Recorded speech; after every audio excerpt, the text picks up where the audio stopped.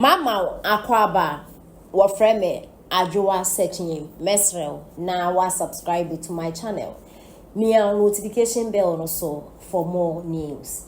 2024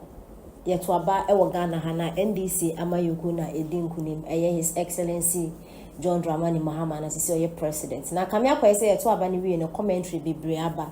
Na man ya okase o kire se onye prophet. Onye sia name no or promise say churches bebrebe gugu dollar rate na distress so to aba no mo man si next year we come am matim ani si ade te so men wo be ye de na ya ka se be ye won say e be ye won say to aba no ma ndi sama yoku no or the enchire mo ba yintin se mo de etunya Especially Ghana on me kanda hey me machina mande me kwa juma ko pesca Yehovah Nyame hu yamobo Nyame ohu yamobo me we are there for the coming 6 months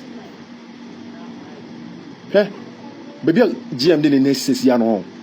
wanya montimi nya ne hwi journalist obi antimi nya ne hwi galamsey no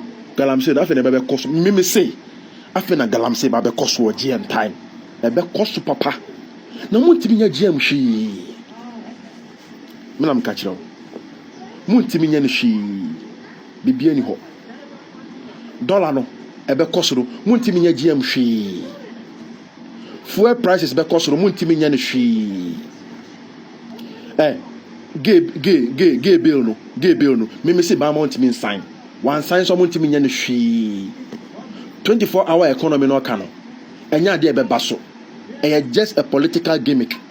or person or di mo adwen di agro na motuma no onye montimi nya no hwi na the last thing me ma be ka che mo plane enya plane fa gem bra we so ho gem the 4 years we mo nsori bebiri asori ma be ja asori o de mo pa mo fa ma ke be bia nsuonka we enya prophecy I'm predicting and it to come to pass say obehu say time we nsori bebiri the members be ja asori JM and the fan Rehoboam mo bete mo be hu say mo $1 be ba fom fuel price be ba fom na me kire on nipa no anko be ya de na ma de na ba fom no mo so mo man a chance se sia no mo make sure say obey yi live na fi no on propose tax for adanko da do akatia o me so oye ni maame nzo no o say ne to he obey yi live na fi mo make sure say abemo ya grossem obey yi live na fi obey yi live no me say ye wo ha ye be hwe me si gem no mo ntimi nya no hwe onya accountable to any of you o mebu akonta nkyere mu bia menam ka kire mo ntimi nya hwe nema kosoro eba nema mo ntimi nya no hwe na gem bibie na obetimi aye enye se me kan dia grow asofo no mo be num ho se mo si gem mra anama fo si gem mra awo fo si gem mra obeba ade ton mo be hu se de be ewi ase no nyame be mamu susu dua bi na ma hu se a mistake me say JM want me sign gay bill no want me sign down na Sam George kwa on kan wansem biom gay bill no ba yen ye be fa gay bill na boyebo ye be make sure say tiktokers no obi be kan sofo be kan wansem on sorry ni ahade galam say e be koso rough we don be bongu de be koso a police for the mo wukura allowances no napko for mo allowance dem be biom napko ko o ma be gunu aya say kaya yo for na yesi hostel na ma be o ma be je hostel na fe musem say na do ayama mo na mo toti aba o me o ma be pam mo fi hostel o mo so hostel o ma be bio office e da ya mo program mo nim de ekoso kamo ni mo a de fe soro ba kamo be shada de eche Oba onisika odbeko university se ma we di anonso no omunim